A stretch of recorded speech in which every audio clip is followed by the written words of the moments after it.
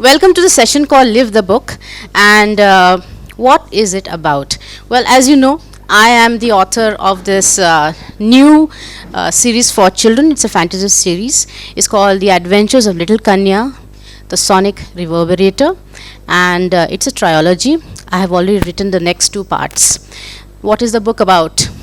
Well, it's a book about this little girl who is created by the gods, and she has to find all the secret weapons which are hidden all over the world and in outer space and in very strange places before the devil gets to her or to the weapons before her. Okay, she is helped by the three queens in antiquity and the Atitis who live eternal lives. The story will take you to the realms of outer space, to the sands of Persia, to the Himalayas, and to a school in Kolkata where all kinds of weird things happen to children and even to teachers, unfortunately. Okay, there's a dog who is a guard dog and he's always scared, and there's a cat who's kind of creepy, and there's an eagle. Well, you don't know anything much about him, you'll have to read the book to know more, right? So this is what the story is about. Now, how do you develop an idea? How did this idea come to me? Now, don't say, oh yeah, this is like Harry Potter, Yeah, okay, but Harry Potter ko abhi bhul jao, okay? We are Indians, Indian students, there has to be a story, there has to be a hero or a heroine which is Indian as well, because we are all international people, isn't it? Yeah, why not? Fantasy can happen in India as well, isn't it? Yeah, so how do you develop an idea? How do you do it? When you write an essay, something comes into your mind, and from one idea it becomes two words, then they become a sentence, then a paragraph, and then before you know it, you have written about 60,000 words and 200 pages, right? So you keep on expanding. And how do you write so well, and how do you keep on writing continuously on one idea? How do you think? How do you think? Yes, imagination is everything, and that is my motto, is to be curious. Always be curious, always think, what if this light turns into a dragon? What if this fan turns into what? What?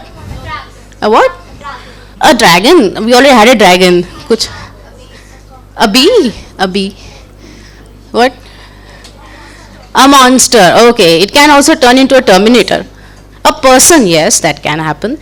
So, a vampire, that's a good one. I will use it in my next book. Huh? Helicopter, yes, it can become a helicopter. But that's like Transformers, isn't it? Yeah, okay. Been there. Huh? A raccoon, yeah, that's a nice one. Good idea. So, a living fact.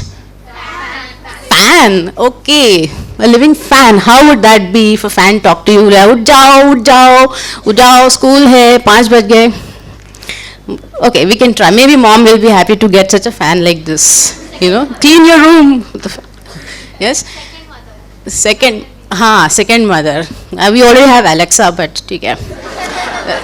Okay. Anyways, so you expand upon an idea by imagining things. You imagine that you are the girl and she's called Isha. She's a little Kanya. What would happen when she goes to a new school? You feel awkward. There is always some bossy girl who's going to, be bossy. And a lot of things are going to happen. So what happens when you're a mom and you have adopted a child? So you think, okay, what will happen? How will I deal with the child who's come into my family? What would happen? How you start living the book, you start living the story, and you don't know when you as a writer becomes the story and the character that you're living in. No, I don't go mad. I do all these things when I'm cutting and chopping and making food for my family, and sometimes I have this look like this, and my son says, yeah, mom is writing or thinking, Anyways, so today I'm not going to read from my book. You are going to live my book and the scenes in it. Okay? So that's what we are going to do. Now just tell me, I have a dog in the book and a cat as well. Who has got a pet? What is it? Dog? Oh wow, which? Wow, oh my goodness. And at the back, a dog. Of course. A cat. Wow, you should read this book. There is a very important part play and a turtle. Amazing. Yes. Oh my. Oh, how wonderful. And her sound, her voice is also like a very beautiful girl's voice. Lovebirds. Lovebirds. Yes. 7 fishes. Why 7? कुछ खास 7 में है, कुछ खास magical चीज़ इन numbers. हम साथ साथ हैं. We are a family of 4 and 7 fishes. Okay, good. Right? Okay. So if I'm a dog, how? Okay, if I'm a cat. Nobody has got a cat. Cats are very, mysterious animals. They are up to their own world. You don't know. They're kind of creepy for some people, but they're very loyal also. And they belonged to some Egyptian queens and all that, right? So if it's a cat, now let's imagine a cat. Live the cat. How would she? You guys understand Marathi? तो मैं हिंदी में बात करूँ का मराठीत बोलूँ मला सांगा. Marathi Hindi. Okay, I will try Radio Mirchi language. Okay, अच्छा. So if you are a cat, like how would, suppose the cat is from France, then how she will speak? How will she? Bonjour, les mieux, les mieux. Every dog will le bow wow, le bow wow. And if the cat is from, say, Narayanpet, Pune, how will she? अगं by, आजकालचे ना दूध इतकं खराब असतं. आम्ही तर ना माझ्या आजीनी म्हटलं होतं की चितल्यांचंच घ्यायचं. चितले काका लहानपणी म्हणजे ती जेव्हा लहान होती तेव्हा जायचे, तेव्हापासून आता मला पूर्ण उड्या मारत जावं लागतं डेक्कनला आणि मध्ये काळू ओढत बसतो.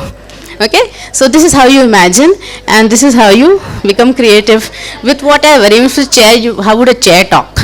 Sit, get up, don't slouch. I'm feeling hurt. Okay, so like that. Okay, so now I'm not going to bore you more. I am going to show you a very 5 minutes presentation about how we made the cover for this adventure and fantasy story, and a lot of things go into creating a cover of a book. And then these are basically snapshots that I had made on Instagram. I posted on it, so it's a collection of that, and it will show you the characters, the mood of the story, and the teachers, the students, and the idea of what the story is like. And it will also show you the book launch. It's not more, be patient. I understand you've been here for a long time. And then after we finish with the presentation, I will divide the children, and the parents and teachers can also participate, into groups, and you will have to act out the scenes that I give you over here, from here, okay? So act it out. I have a few props here, and let's see who will win. This Hema ma'am is going to come. She is popped in right now. So she will decide who is the lucky winner. 2 groups will win, and then we'll have a lucky draw of 2 people. All right? So please start the... Can you see in the back? Okay.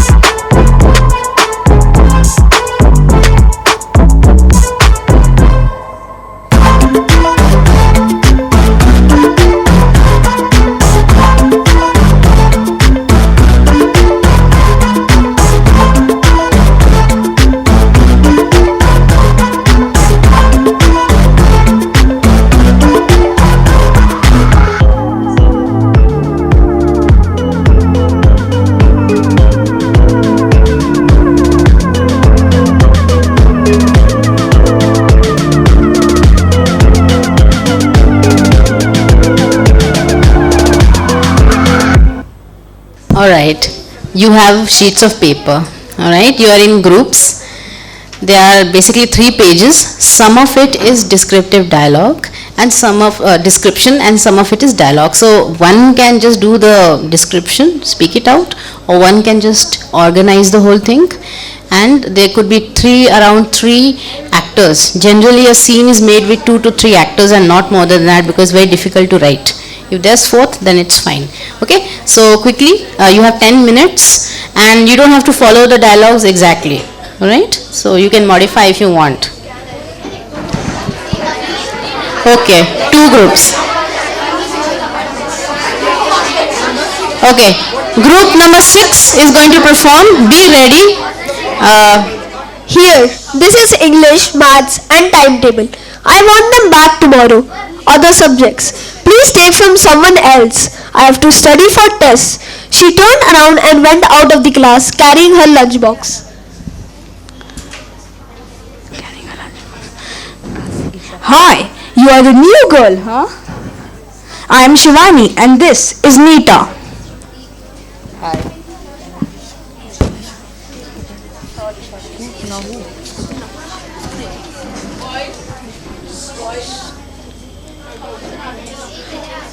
Hi. Who was a little chubby and had a sweet round face with dimples? She was munching on an egg, cheese and mayonnaise sandwich.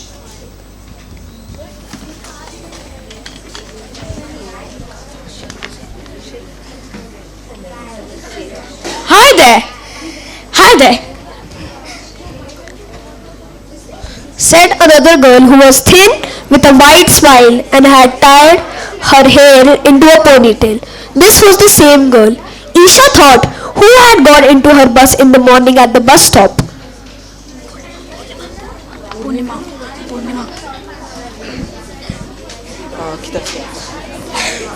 I am Purnima. She smiled. You're Aryan's sister, na?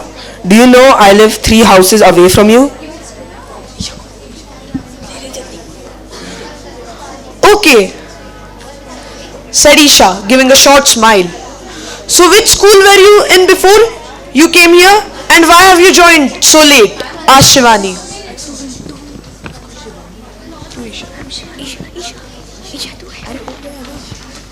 No, replied Isha, and avoided answering the question. Do you have the notebooks for other subjects? I need to copy the classwork. Vanshika has just given me English and Maths notebooks.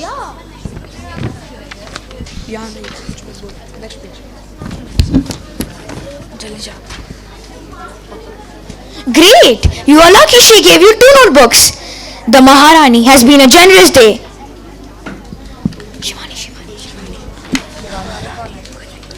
Yes, she never shares anything with anyone. Neeta. Where is it? I'll give you my notebook for Hindi, but take Shivani's notebook for Sanskrit. I'm not very good at it, said Neeta. No one is good at Sanskrit, said Purnima.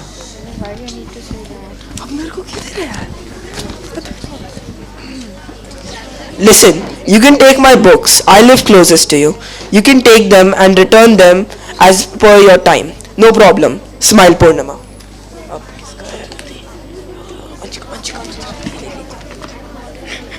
Hey Purnima, you just want to play outside and not study or what? So many tests are coming. Here is the test schedule.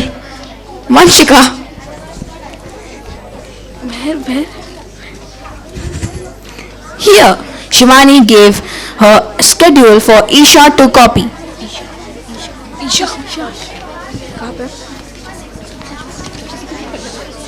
Thank you so much. Hey there are 15 minutes more left. Let's go to the playground, said Purnima, who had finished eating an apple and popped the core into the class dustbin and run outside. The girls left for the playground after finishing their lunches and said hi and hello to everyone. They then came upon Vanshika talking with 3 girls who looked just as snooty as her. They turned around and looked at Isha and giggled as Vanshika was speaking, looking in Isha's direction, and Isha said to herself, 3 more giraffes. Listen, I need to ask her about my house. Shall I ask her? Isha asked Shivani. Sure, why not? Let's go, said Shivani smiling and walked towards Vanshika and her group of friends. Neeta and Purnima along with Isha tagged along. Vanshika and her friends turned around when they saw them coming and looked at Isha and her friends with a haughty expression. Thank you. Thank you. Thank you. This was the first day in school where she doesn't get class notes from the prefect. Thank you guys. Thank you so much. So sorry. Group 7. Won't hesitate to use this stick of mine if you do something like this again, she shouted, pointing a finger. Then suddenly, she spoke in a polite tone. You and your moronic friend can come over for tea and biscuits whenever you want. She turned and left, hobbling away on her stick, and went out of the gate. When Sarojini Mausi had gone, mother quietly shut the door. Isha swallowed. She knew she was going to get a shouting. Now and then probably be sent back to the orphanage. She just could not look up at her mother. What is all this, Isha? I didn't expect this kind of behavior from you. Mother asked with a frown. Still looking down, Isha replied. It was Purnima who... Yes, Mom, it was Purnima who hatched the plan and who rang the bell. This silly girl just followed her. I told her not to, said Arikan, looking up from the mobile, while Sheru looked up, lifted his snout and waved his tail as if saying, yes, that's true actually. Keep quiet, Ari. And so you knew it and didn't tell me? Asked the mother and looked at Arihant angrily. Immediately, Arihant kept quiet and Sheru put his snout inside the nook of the sofa and blinked as if saying, oops, Ari, we are in trouble. Look here, Isha, you don't understand. Do you know how difficult it is for me? Nobody tells me to my face, but I know everyone in this society and in our relations think I waste time and energy on social work. Everyone thinks I made a mistake to adopt a girl. She paused and continued. And if you do these kind of pranks, it's not gonna help.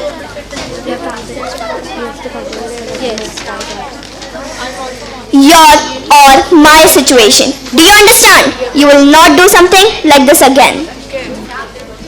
Yes, said Isha, looking up in tears. She felt really terrible that because of her stupidity, her mother's ideals and social standings were tarnished. She also understood what a sea of opposition she and also her father would have faced and was still probably facing because they decided to bring home a girl that was not theirs and gave her the same comfort and care as their very own child. Isha was disappointed in herself and did not know how to undo things and make her mother feel better. You will not do something like this again, mother repeated more loudly the second time. No, said Isha. Galti ho gayi ma, maaf kar do. Sorry ma, it was a mistake, she said and ran to her mother and gave her a hug.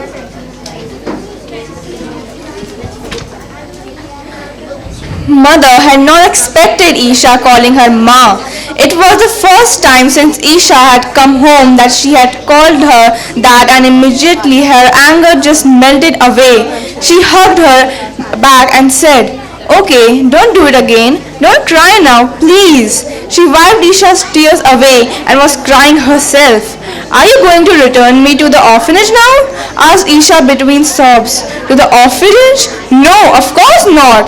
You're staying with us. You are our family now. It took us more than 2 years to apply, get all the permissions and our papers in order to have you with us. And after doing a silly thing like this, you think we will send you back? No," said mother, and she softly kissed Isha on her cheek. Isha was still in her arms. Just look at Arhan and Sheru. They are always doing some mischief or the other. Just yesterday, Sheru, the fatty, was chasing something in the garden. He must have slipped, fallen on my elephant-shaped ceramic pot, and broken the tail of the elephant. Arant must have turned the ceramic pot in such a way that he thought that I won't find out. Tell me, are they going anywhere? No, said mother, to which Arhan kept still in his pot, knowing that he had been found out, and Sheru, who had been lying and having a siesta on the sofa with Arhan, looked up in surprise, as if saying, "What, me? I did nothing, and I'm not fat, I am just muscular. Just don't bother that Mossy again, alright?" And you managed to get Arhan supporting your little mischief. Ari, why are you so quiet? Aren't you becoming a trusted ally these days? Said mother, looking at Arhan.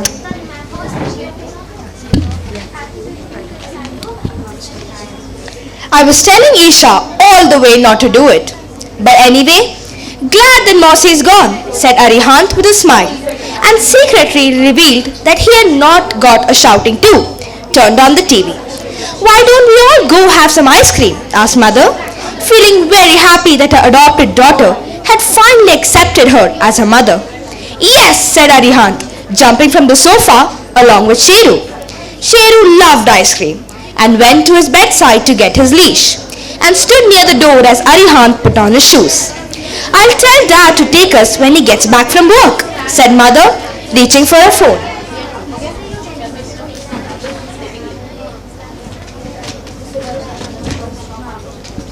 But Dad is back, said Isha, and immediately the doorbell rang quickly 4-5 times. I'm coming, shouted mother.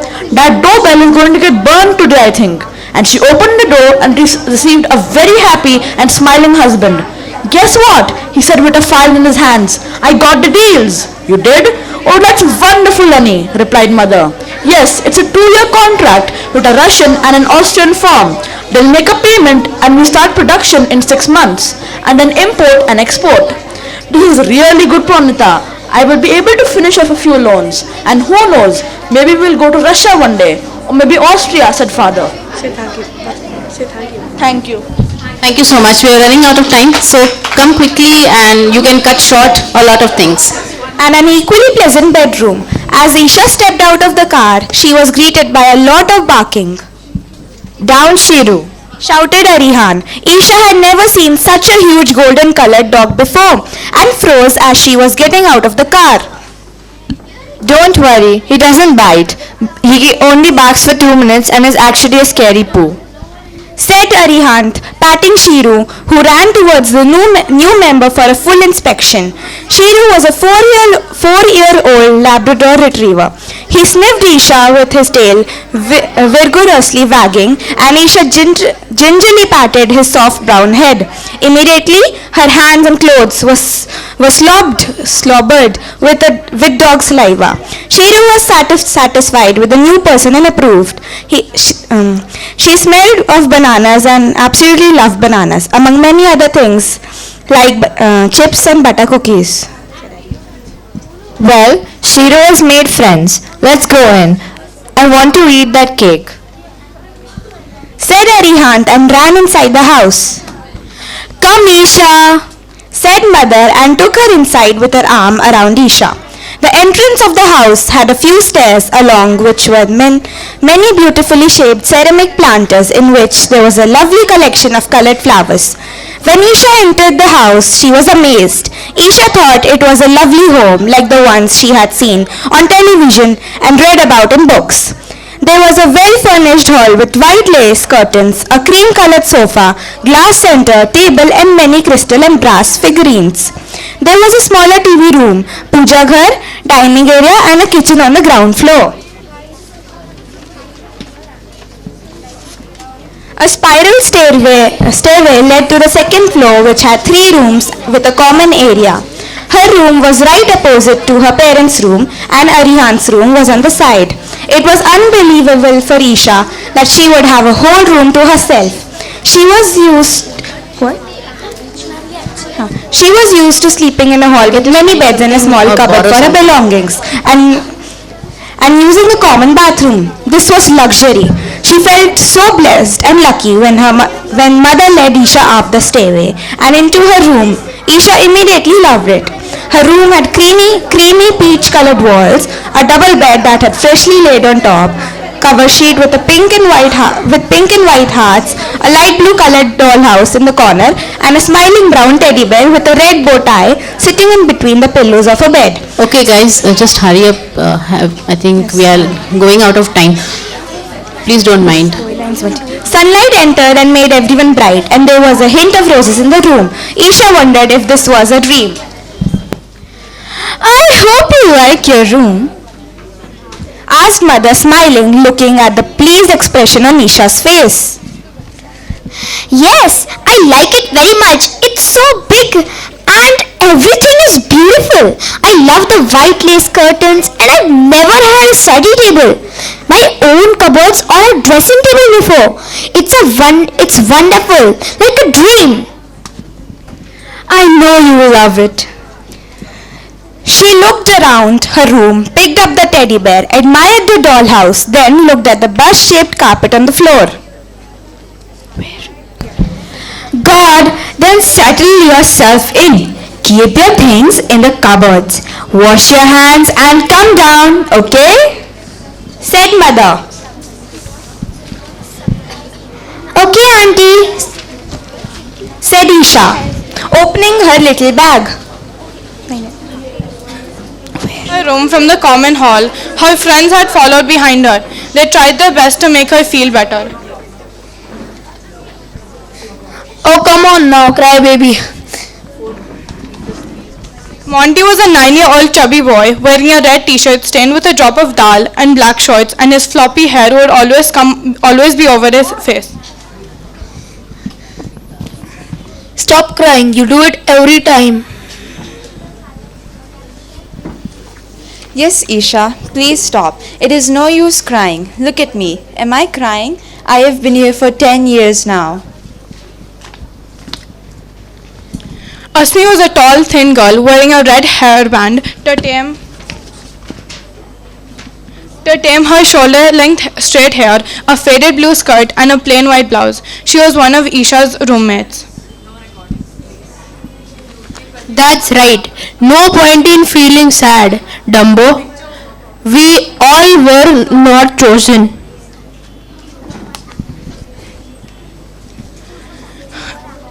Taking out a shiny yellow-colored Raghu, who wore a white button-down shirt and blue shorts. He was a short boy with curly hair and a greasy face. He was also a 10-year-old. Here, have a toffee.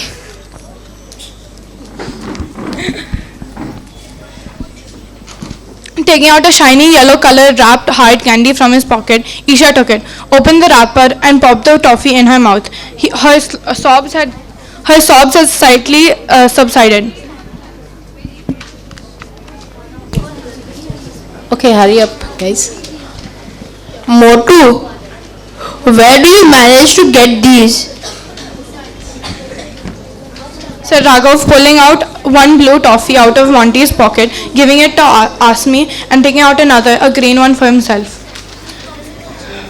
Yeah, I think we should stop now because we are running out of time and the next speaker will be there. Thank you so much. Thank you so much. Thank you. A big hand for this man or God, on earth or in space. So he must be destroyed by me, the goddess on the Botero Thoda, the land of the living dead, and only I can do it. Goddess Noira told Ishvat, the Lord Destroyer, as she snapped on her gold and black stripped celestial armor and bolted towards Daksha, her earth sister, who was involved in a fight above, the blue planet that was turning a sludgy grey.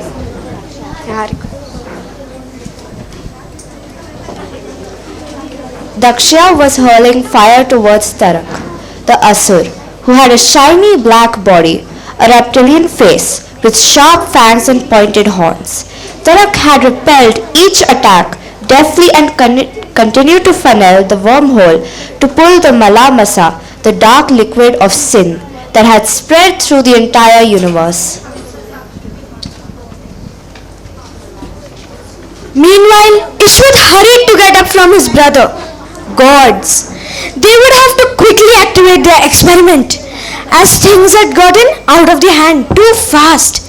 He put on his bluish green Celsius suit, picked up his laser trident, and flashed to the 10th realm of the Borderoth hole.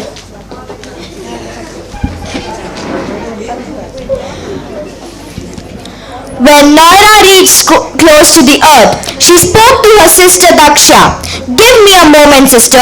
I will shift my energy into you. Rupantarna, transform, she said, instantly becoming a shimmering spark of electric energy and transforming herself inside Daksha. Daksha was armed with shiny celestial armor, the sonic reverberator, the chakra, and the Vajra bolt blade as she continued the fight with the ultimate culmination of evil Tarak. Tarak had taken over the universe and was sustaining himself on the desires, sins, and crimes of a man. Thank you. Okay, a big hand. Well done. Well done, well done. Next group, fast. Okay, quickly. Devi, Swarashri, Purnima, Tushita, Neeta, Lavanya.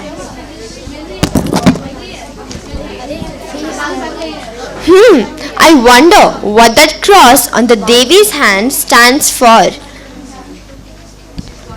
It's her wrinkle on her palm, I think. Or is it a crack on the stone? No, it has been sculpted in the center of the palm. It has two straight lines like a cross with four curved lines around. It's going in a clockwise direction and the other curved lines around them are going in anti-clockwise. Maybe it's a rock band tattoo. I have never seen something like this.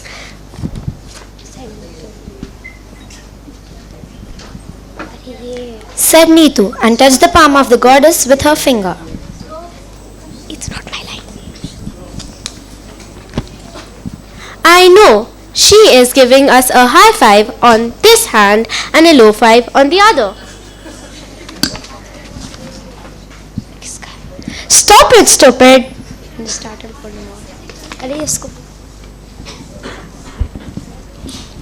Shouted Isha. This startled Purnima. She stumbled and the palms of the Devi turned to the opposite way. Oh my God! You twit! What have you done? Wait, let me turn it back to its original place again. But the palms would not go back to the original position. Isha came closer and touched the hand and the engraving. Oh wow! What's all this? The girls looked down into the open floor. They could not see anything except a faint shape of the steps going down. There is a breeze. There must be an opening below. Who wants to go inside? Isha was determined to go inside because now the tingling sensation inside her was becoming even more intense, and additionally she heard a buzzing in her ears. No way! I'm not going inside this hole! I don't know. Maybe there's a storeroom, or maybe something dead is buried inside, or maybe it has been made by thieves for smuggling. I seriously doubt that any thieves made this. See, so much dust has come out. It's been closed for so many years. I am coming with you, Isha. Let's embark on the journey of little Kanya.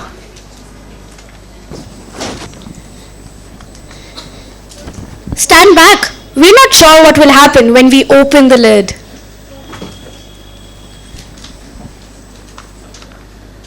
Slowly, the lid was set to the side, and immediately a ray of tremendous energy and gas bubbled out like the gurgling of the sea. Quickly, one Ashwin Putra took out the prayer wheel and started turning it, which calmed the volatile liquid. The prayer wheel kept on spinning and did not stop. Then each god mendicant took out a vial. It was a green liquid and in the other blue. Children, you all have been amazing and I really enjoyed watching you all. Very sorry for those who have not been able to perform, and of course we had to cut short the group 2 performance, which was really going well. There are going to be 2 winners. Yeah, so I'm not saying one is first or second, but based on what I have seen, the prizes will go to group 1 and group 9. A huge round of applause, a big hand. Yeah.